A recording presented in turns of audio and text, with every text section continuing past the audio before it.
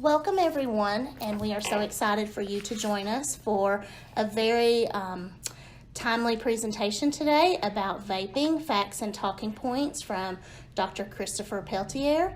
We are so excited to have him with us today, and I want to give you a little introduction to Dr. Peltier and his background. He's a pediatrician in full-time community private practice. He attended the University of Cincinnati for both his undergraduate and medical school degrees. After medical school, he completed his pediatric residency and chief residency at Riley Hospital for Children in Indianapolis. While Dr. Peltier enjoys both providing well care and seeing children when they are sick, he has a particular interest in helping children with ADHD, anxiety, and depression. Teaching and medical education are other areas he is passionate about. He teaches medical students and pediatric residents in his community practice. Dr. Peltier also has an interest in faculty educator development. He has presented numerous faculty development workshops both regionally and nationally. In 2007, he received the Meade Johnson Community Teaching Award.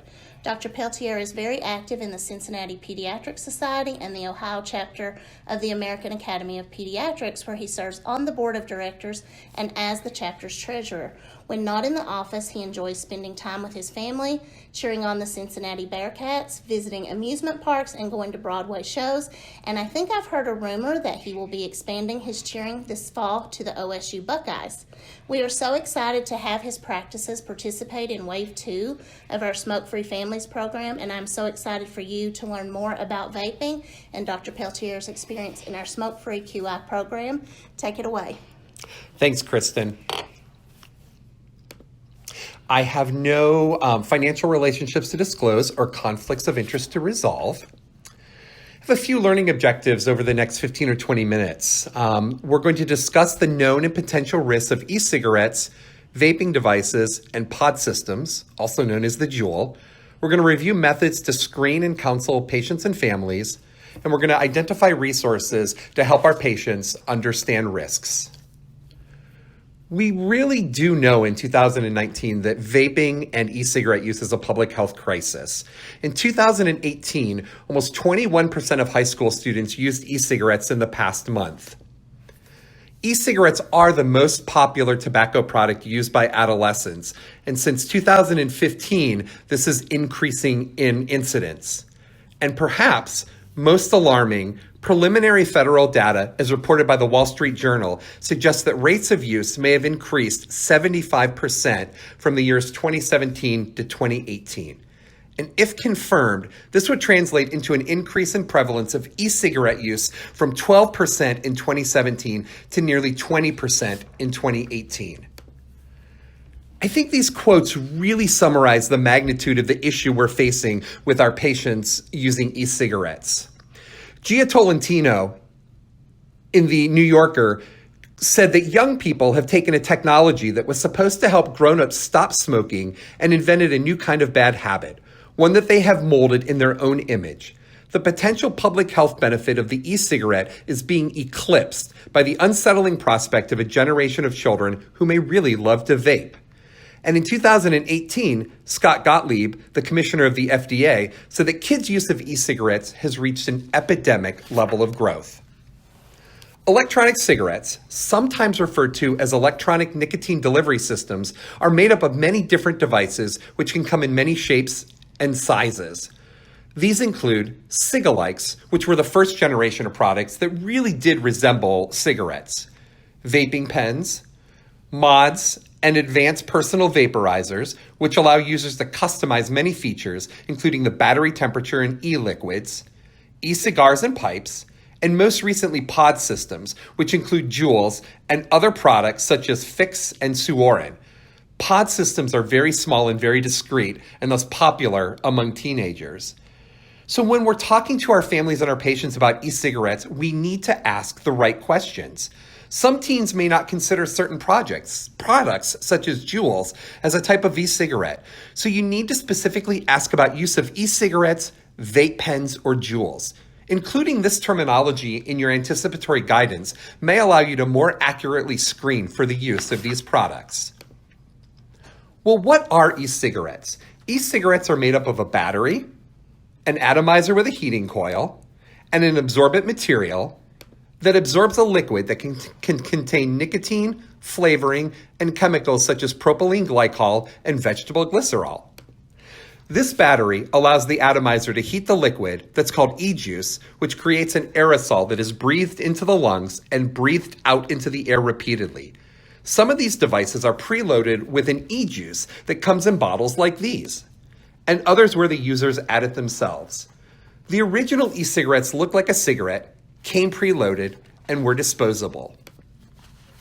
So what is the difference between vaping, e-cigarettes, and Juuls? Vaping is an umbrella term that describes the process of inhaling and exhaling aerosol that's produced by an electronic cigarette or a similar device that heats a substance, such as nicotine, without smoke or tar. E-cigarettes are a type of vaping device, and Juul is a specific brand of e-cigarettes produced by Juul Labs Incorporated and marketed as a smoking cessation product. How do Juuls work? A Juul operates by heating a pod of an e-liquid that contains nicotine, flavoring, and other substances. When heated, the e-liquid creates an aerosol which is inhaled by the user. The nicotine in a single Juul cartridge is roughly equivalent to that found in a pack of cigarettes. In a 2018 national survey, 10% of 15 to 17-year-olds had ever tried Juul. And I've heard from many practicing pediatricians that these pod system products are some of the most commonly used electronic cigarette products among teens in their communities. Pod systems are very small and discreet. For example, a Juul appears like a USB flash drive, and they charge via a USB port.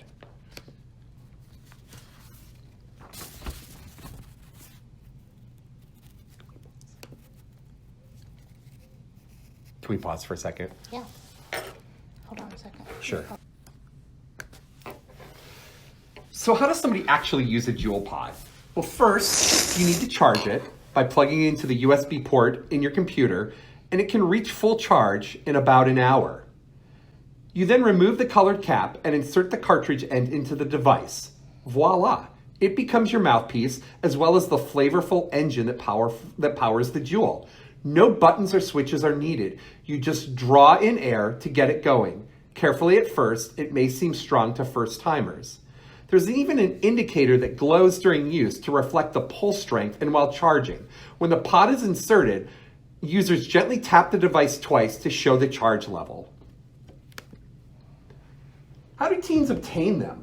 Juul devices and pods are sold online from the company website and in stores and gas stations. The devices retail around $35, and a 4-pack of pods costs under $20. To prevent sales to underage users, Juul's website uses ID match and age verification technology, and the company has monitoring systems and penalties in place for resellers. However, some kids acquire them through sources such as Craigslist and eBay and resell them to their peers. And as I said, it's very small and easy to conceal. Resembling a flash drive, Juuls are sleek and easily able to be hidden. Educators report that youths are using Juuls in classrooms, hallways, and restrooms and are sharing devices with their peers. This social use encourages non-users to try Juul. And Juuls are very difficult to detect. Because Juuling puts off significantly less vapor than other e-cigarettes, it can be extremely discreet. A rash of online videos shows kids Juuling at school, exhaling into their shirts or backpacks to hide the vapor, which disappears in an instant. And Juul puts off a sweet, fruity smell, easily mistakable as perfume or hair product, making it difficult for school officials and other adults to detect. And what's exactly in that Juul pod? Regardless of the type of e-cigarette, they all have one thing in common: e-liquid. E-liquid is the liquid that's used in e-cigarettes or the Juul pod, and it's often labeled to have a range of nicotine strengths. But it also contains propylene glycol, which is what's used in fog machines to make stage smoke, and vegetable glycerin, which is the solvent that dissolves the nicotine and flavorings. This e-liquid can be packaged in bottles or in pods. It's important to note that the vaping industry often touts that their products have a GRAS, or GRAS classification from the FDA. This means that products have been labeled generally recognized as safe and can be added to foods for ingestion.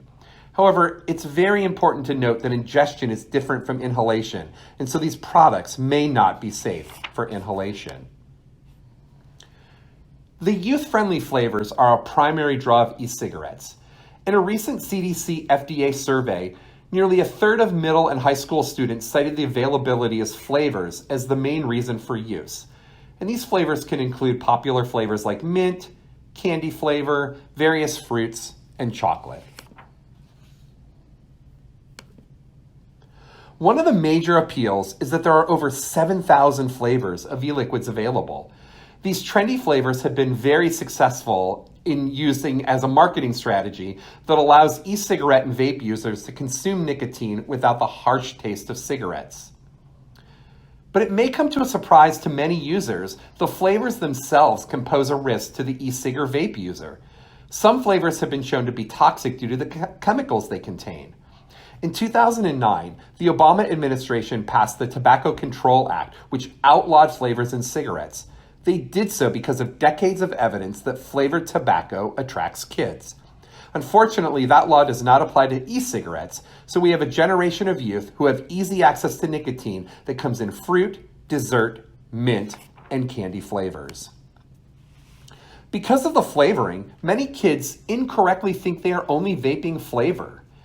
A majority of youth that were surveyed in a 2016 study thought they were just vaping flavor. Yet almost 99% of e-cigarettes sold in U.S. convenience stores, supermarkets, and similar outlets contain nicotine, according to the CDC.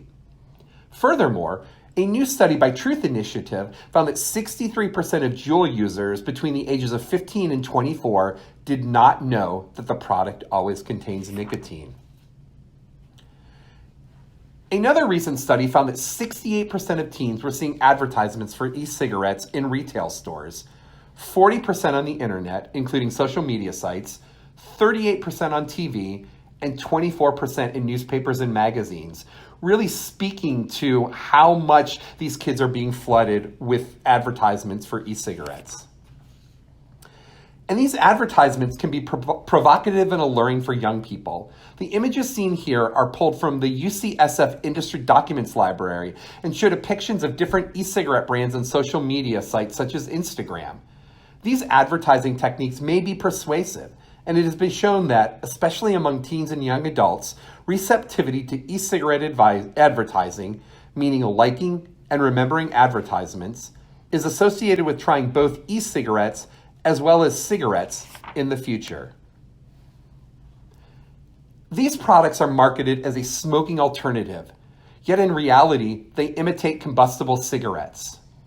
This graph from Pax Labs, which is the original creators of the Juul pod, shows the rate at which nicotine is absorbed and stays in a test subject's blood. The gold line represents cigarettes, and the pink line represents the Juul device. Note how the Juul line is very similar to the cigarette line. They designed the Juul this way to deliver nicotine like a cigarette, but using salt-based nicotine instead. This study from 2017, published in JAMA Pediatrics, was one of the seminal studies demonstrating the association between initial use of e-cigarettes and subsequent cigarette smoking among adolescents and young adults. The meta-analysis of 7 longitudinal studies found that ever cigarette users, as compared to never e-cigarette users, have 3.5 times increased odds of cigarette smoking initiation. Teens are especially at risk because their brains are still developing. The teen years, as we know, are critical for brain development, which continues into young adulthood. Because nicotine affects the development of the brain's reward system, continued e-cigarette use not only can lead to nicotine addiction, but it also can make other drugs such as cocaine and methamphetamine more pleasurable to a teen's developing brain. Nicotine also affects the development of brain circuits that control attention and learning. Other risks include mood disorders and permanent problems with impulse control, failure to fight an urge or impulse that may harm oneself or others. In addition, nicotine can affect almost every other system in the body, including the circulatory system, the lungs, muscular, hormonal, GI, CNS, heart, and of course, if used during pregnancy, risk to the child later in life. A recent study conducted by USC revealed that young people who used e-cigarettes with higher nicotine concentrations were likely to experience an increase in vaping and smoking. There's a couple reasons for this. Number one, nicotine is addictive. And as we mentioned earlier, the teen brain is still developing and very sensitive to nicotine. It is very concerning that pod-based devices contain even higher nicotine concentrations than other e-cigarette devices. Potentially harmful constituents of e-cigarettes have been documented in some e-cigarette cartridges to include irritants, genotoxins, and animal carcinogens. There is also evidence that adjusting the heating element to higher ranges converts the propylene glycol and vegetable glycerin to formaldehyde and acetaldehyde. Both of these chemicals are suspected to be carcinogenic, specifically when inhaled into the lungs. An NYU study of medicine study revealed evidence to suggest a link between e-cigarette smoking and increased risk of heart disease and cancer. According to the researchers, these risks may also apply to secondhand smoke. Many users falsely think that e-cigarettes are safe because they just create water vapor. I think it's important to discuss with these teens and their parents the different definitions of a gas versus vapor versus aerosol. A gas is a substance with indefinite expansion that completely fills the space or air that it's in, while a vapor can mean the same as a gas, but it can also be used to describe a visible exhalation like steam or fog. Think of steam coming from a hot teapot. An aerosol is a mixture of liquid particles that are suspended in gas. Instead of just mixing with the air like pure gas, aerosols can leave drops behind. So the answer to that question is that e-cigarettes and vape pens create an aerosol. An aerosol is created that enters the lungs and is also exhaled into the air. It's very important to emphasize to parents and teenagers that e-cigarettes and vape pens produce aerosol and not water vapor. These aerosols leave residues behind that can be very harmful. The aerosol from e-cigarettes that users breathe from the device and exhale can contain harmful and potentially harmful substances that include nicotine, ultrafine particles that can be inhaled deep into the lungs, particles that can cause irritation to the lungs and eyes, flavorings such as diacetyl, which is a chemical linked to a serious lung disease, organic compounds that can become volatile, cancer-causing chemicals, and heavy metals such as nickel, tin, and lead. It's difficult for consumers to know what e-cigarette products contain. For example, some e-cigarettes that are marketed as containing 0% nicotine have actually been found to contain nicotine. And we don't know yet what the long-term health impacts from repeated inhalation are. In a study from Harvard, it was found that chemicals of concern were identified in common e-cigarette flavors, including the buttery compound that's often found in microwave popcorn and linked to a severe respiratory disorder, sometimes known as popcorn lung. Diacetyl and a closely related compound, 2,3-pentanediene-dione, cause popcorn lung, also known as constrictive bronchiolitis obliterans. This is an irreversible respiratory disease that was named after factory workers that inhaled artificial buttery flavor while working, causing small airways in the lungs to become irreversibly scarred and constricted, impairing breathing. Diacetyl has been found in many e-liquids with sweet flavors. E-cigarette users are now directly inhaling this harmful chemical into their lungs. In fact, researchers at Harvard found that 39 of 51 e-cigarette brands contained diacetyl.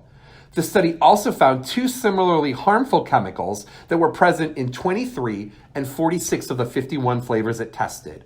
And roughly 92% of e-cigarettes had one of these three chemicals present. We all know that secondhand smoke is smoke from burning tobacco products such as cigarettes, cigars, or pipes, and is toxic when inhaled. It's likely that secondhand aerosol from e-cigarette devices is harmful, and there is evidence that third-hand aerosol leaves nicotine deposits on surfaces that is dangerous to children and those exposed to it. Third-hand smoke is chemicals in e-cigarette vapor aerosol that remain on surfaces and in dust, even after the vapor and aerosol are gone, and react with other chemicals in the environment to form toxic chemicals that are re-released into the environment. People and their pets can be exposed to these potentially harmful chemicals through the respiratory system, through ingestions, and through skin exposure. Infants and small children are especially at risk for third-hand smoke exposure because they tend to touch surfaces and they put their hands into their mouths and they have more vulnerable skin. Most e-cigarettes, as we said, contain nicotine, which has many known adverse health effects. It's highly addictive. It's toxic to the developing fetus if a mom is pregnant. It can harm the adolescent brain development, which continues into the early mid-20s. It's a health danger for pregnant women, and it's a neurostimulant at low doses and can be a depressant at high doses. Nicotine overdose can result in nausea and vomiting, excessive salivation, abdominal pain, pallor, sweating, hypertension, tachycardia, ataxia, tremor, headache, dizziness, muscle fasciculations, and seizures. And part of the problem is we don't know how much nicotine teens are actually getting by using e-cigarettes. Many factors affect the aerosol delivery, such as the duration of the puff, the volume of the puff, and the user's experience with the device. The device itself has many different factors. What solvent is being used? What's the voltage of the device? What's the wick design and how efficient is it? How much resistance is there to the draw? What's the atomizer design? Is it a single or a dual coil? What's the heating element resistance? And does it work by manual or automatic activation? All of these factors will contribute to how much nicotine users are getting. Studies have shown that certain e-cigarettes can deliver higher levels of nicotine than traditional cigarettes.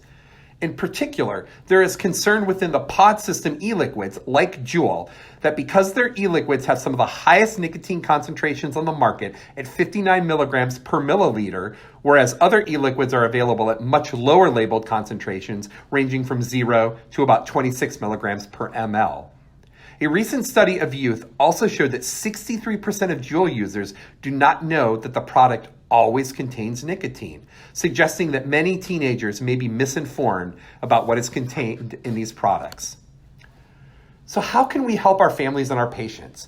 Well, when we are doing anticipatory guidance, we need to counsel about the risk of nicotine. We need to let families and teens know that nicotine is very common in e-cigarettes and that it can harm their developing adolescent brain that continues to develop until the mid-20s. And most importantly, nicotine use can cause addiction. This means both addiction to nicotine itself and a risk of developing an addiction to other drugs.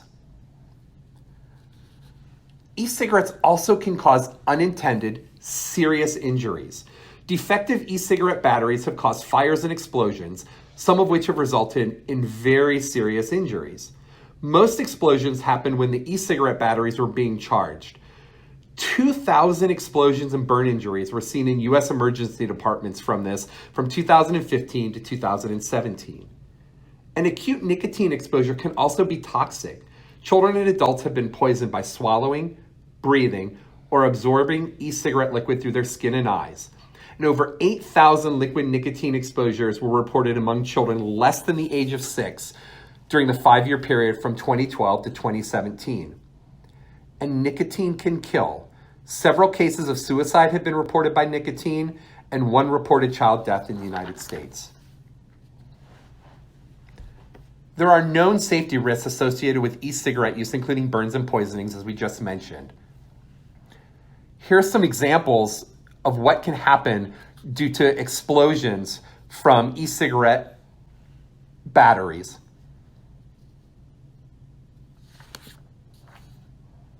In summary, I think it's important for us to remember that e-cigarettes are the most common tobacco product currently used by adolescents.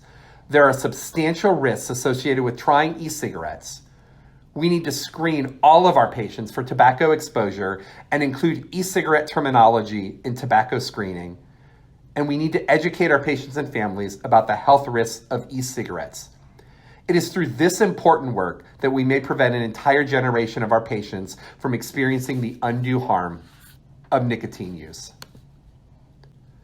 So, as you're going on with seeing patients the next day, the next week, the next month, consider these 2 changes that you may wish to make in practice. Consider screening all patients for tobacco exposure and include e-cigarettes in your tobacco screening, and educate patients and families about the health risks of e-cigarettes. I wanted to just briefly end our webinar with some mention about some resources that the Ohio chapter of the American Academy of Pediatrics has for pediatricians and practitioners in Ohio.